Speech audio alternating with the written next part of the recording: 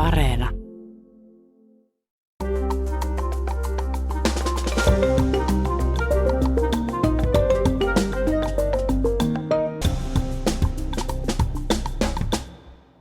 If you've ever wondered what Finland's public warning siren sounds like, this is it.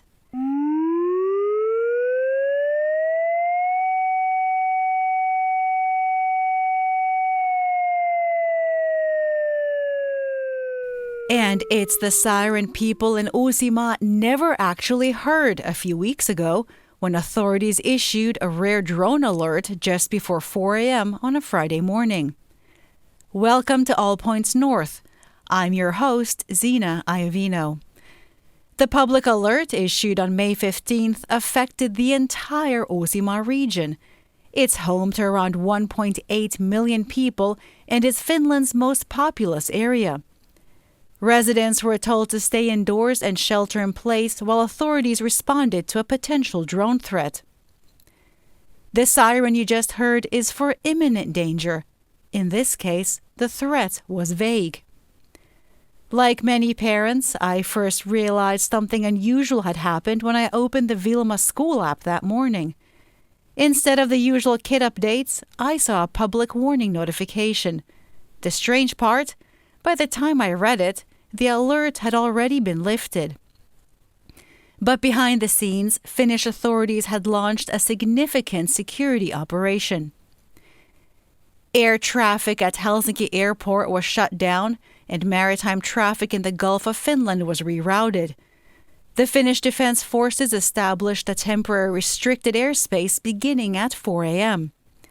Fighter jet readiness was increased, additional air surveillance personnel was deployed, and the military stepped up the use of helicopters and naval vessels.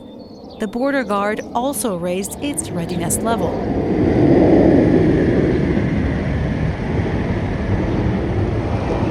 Residents across Uusimaa saw and heard Finnish Air Force Hornet fighter jets flying overhead and off the coast of Helsinki during the early morning hours.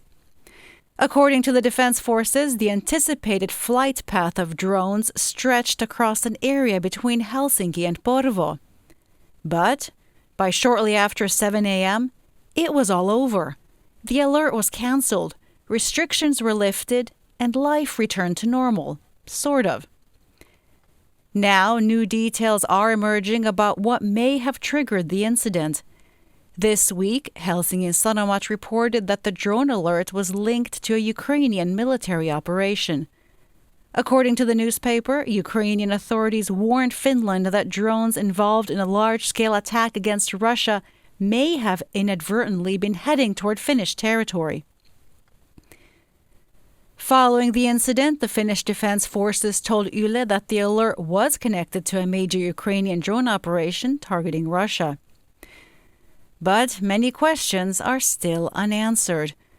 The Defense Forces have not disclosed exactly how they learned of the potential threat, nor have they provided further details about the nature of the risk. Neither Finnish nor Ukrainian government officials commented on the matter when contacted by Helsingin Sanomat. For now, the May 15th drone alert is one of the most unusual public warning events Finland has experienced in recent years. An early morning security scare that briefly brought the country's busiest region to a standstill before disappearing almost as quickly as it began. Now, with Finnish officials saying very little publicly about what actually happened that morning, I wanted to hear from someone outside Finland who could help make sense of it all. So I spoke with Keir Giles, a Russia expert at Chatham House, a London-based geopolitical think tank. He's spent decades analyzing Russia's military and security policies, and I asked him what he made of the drone alert and the extraordinary measures Finland took in response. Well, this is not a surprise because neighbors of Russia and neighbors of Ukraine have been suffering drone incursions for some time now. So it was probably only a matter of time before it was Finland's turn. And of course, a lot has happened since that drone incursion that triggered alerts in Finland. There have been other countries which have also suffered from this phenomenon. Most recently, Romania, where a drone actually crashed into a residential building, injuring people. So it is an ongoing problem that neighbors of Russia have to find an answer to and will have to deal with, particularly because Russia has seen that the political impact of these stray drones is out of all proportion. For example, in Latvia, where an incident of this kind brought the government down, that gives Russia a strong incentive to keep on doing this, which makes it all the more important to find an answer. So you're saying there's no reason for Russia to stop. So what is the escalation risk? The escalation risk is the same as anything when confronting Russia. The risk is greater in not responding because then that normalizes Russian behavior, and we see an expansion because Russia realizes that the boundaries have stretched further and it can do more without suffering consequences. And there's a parallel situation that we can point to also in the Baltic Sea region where exactly that process has happened. Because Russia was not challenged when it first started interdicting position navigation and timing services, in other words, GPS jamming across the Baltic Sea region, it was able to expand that campaign and deliver greater and greater economic impact until people actually started to notice that this was having a real and genuine effect on their lives. So that's the outcome from not confronting Russia and not finding a means of deterring Russia by showing that there are costs and consequences for causing this kind of incident. Earlier this spring, drones, including some carrying unexploded warheads, strayed into Finnish airspace on several occasions. So let's get back to something Keir said about GPS jamming.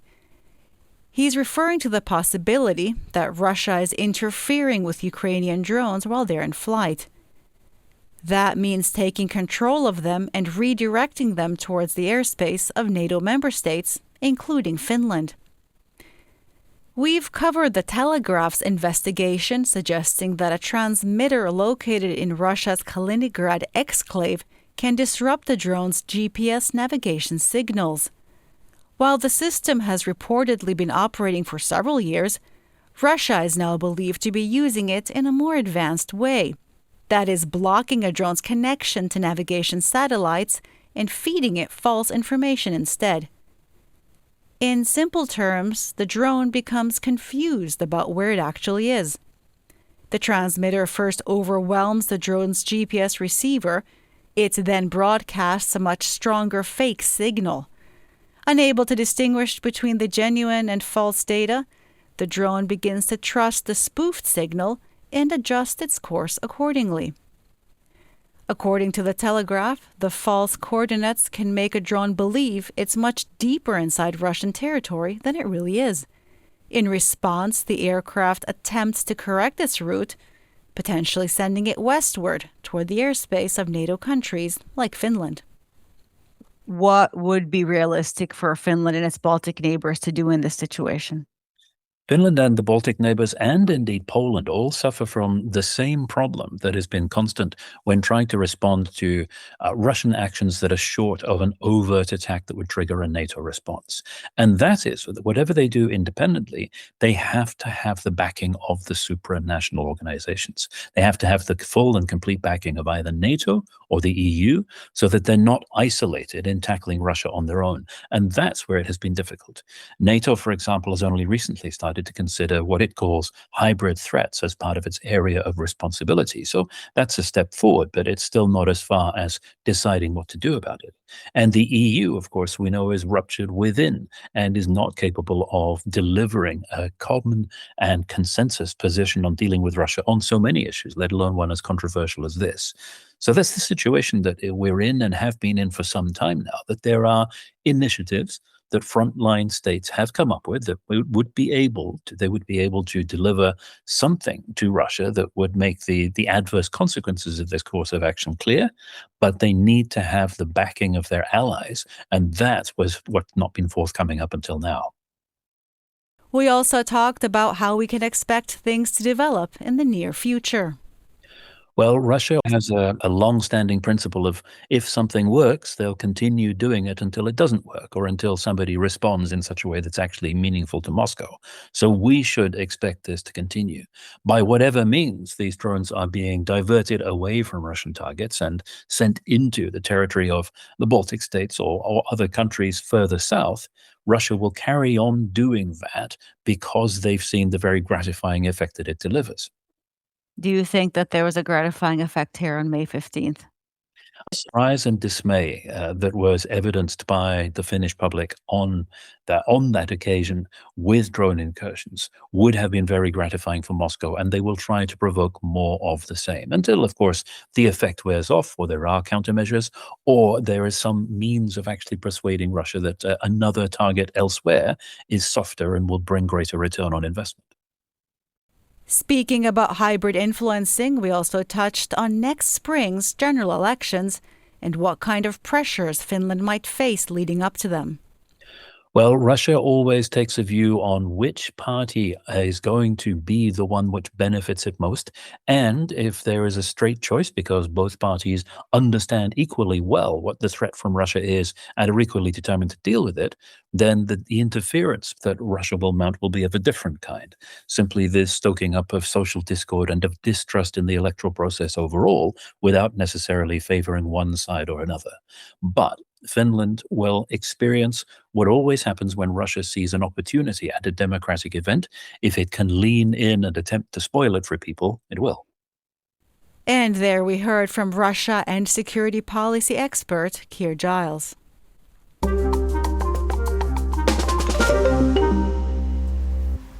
Finland has one of the most extensive civil defense shelter networks in the world.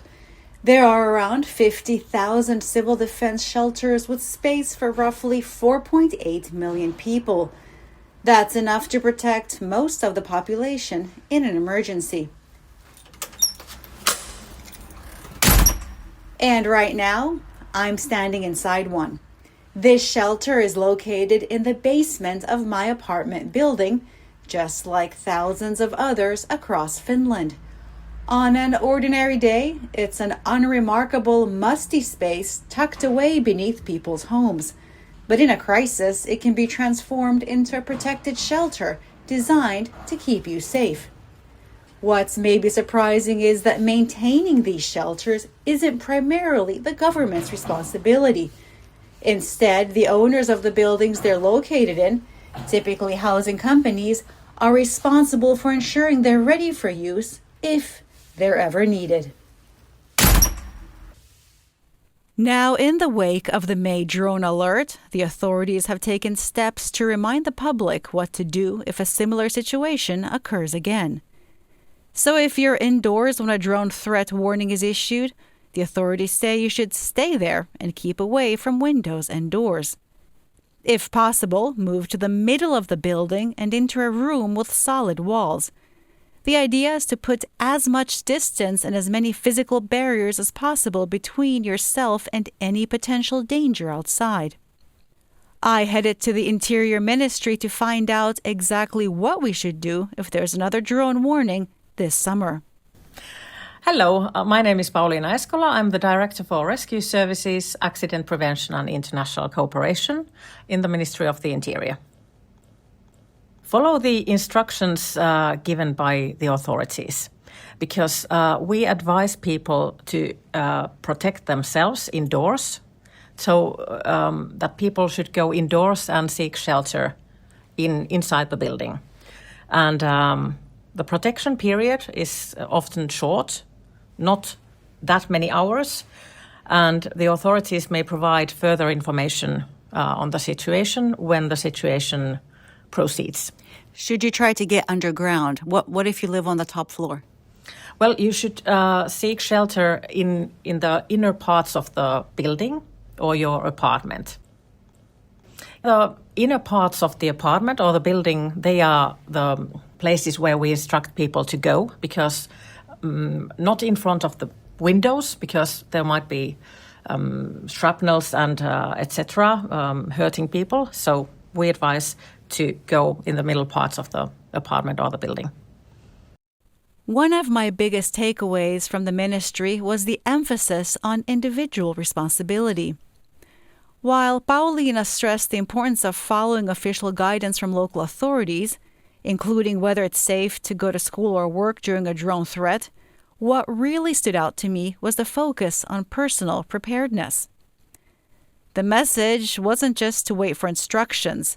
It was that people should already be thinking ahead about how they would cope during a disruption, whether that's having essential supplies at home, knowing where to find reliable information, or understanding where the nearest shelter is located. How can I, as an individual, be prepared for different kinds of things and situations like power outage, or even if I see a drone approaching? And this is the main message, that people would think how they would act in different kinds of situations, and that they would have the water bottles and something to eat for at least 72 hours in order to be able to cope at home. So at your house, you have water for 72 hours and you've got some pea soup in cans. Can you tell us a bit about how you've prepared?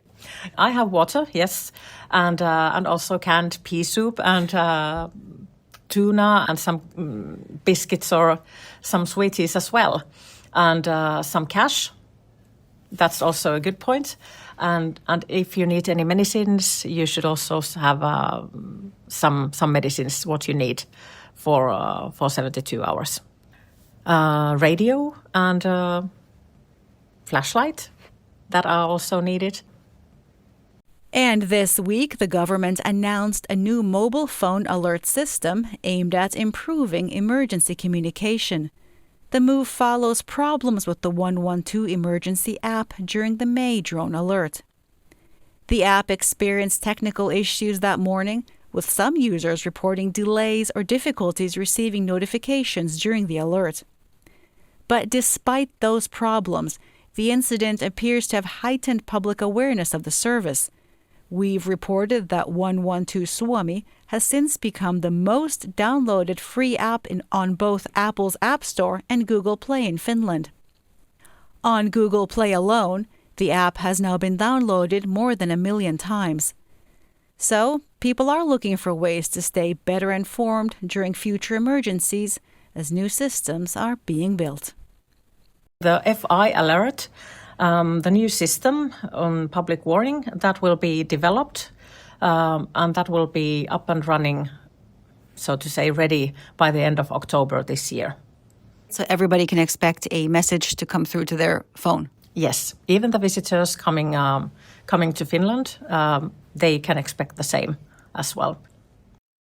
Emergency warnings are currently issued through the 112 Suomi app, radio broadcasts, teletext page 112, and when necessary, TV. We started today's show by hearing the public warning siren.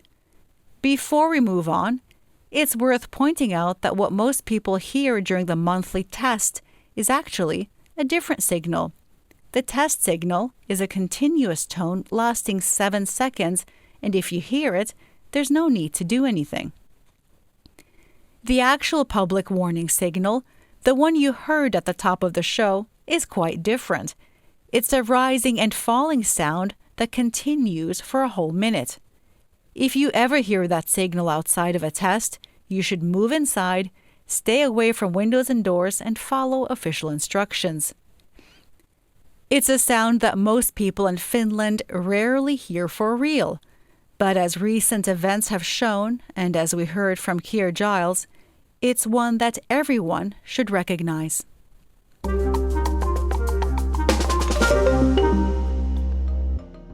And now for a quick roundup of what's been making the headlines in Finland this week.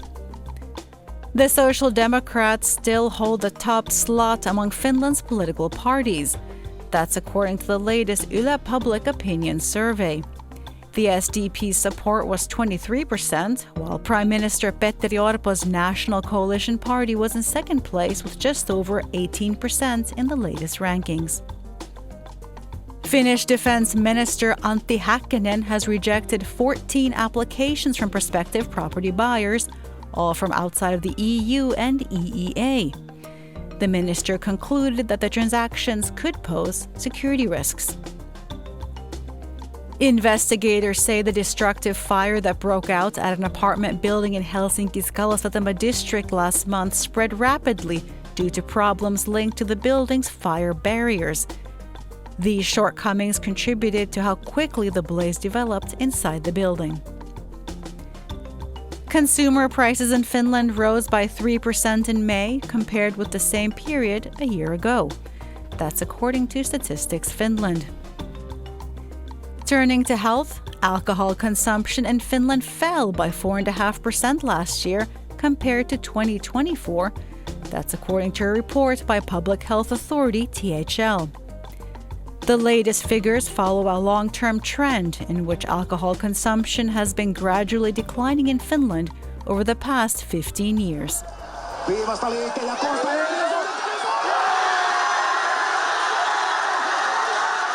And finally, we couldn't finish today's news roundup without mentioning Finland's celebrations after the men's ice hockey world championship victory. Sunday's win secured the country's 5th world championship title, adding to previous triumphs in 1995, 2011, 2019, and 2022. This is our final episode of the season, and we want to thank all of you for being with us. We'll be back after the summer, but in the meantime, you can stay up to date with the latest news from Finland at yle.fi/news. We're also available on social media, including Instagram, Facebook, YouTube, and TikTok. Before we go, I want to leave you with an Areena viewing tip. This time, it's Mr. Nobody Against Putin. It's a documentary film that follows a school teacher in rural Russia who secretly documents the impact of war and state propaganda on his school and community. And that really is all the time we have for today. Thanks to Pasi Ilkka for putting the show together and to you for listening to and supporting All Points North. We'll be back again soon. Bye for now.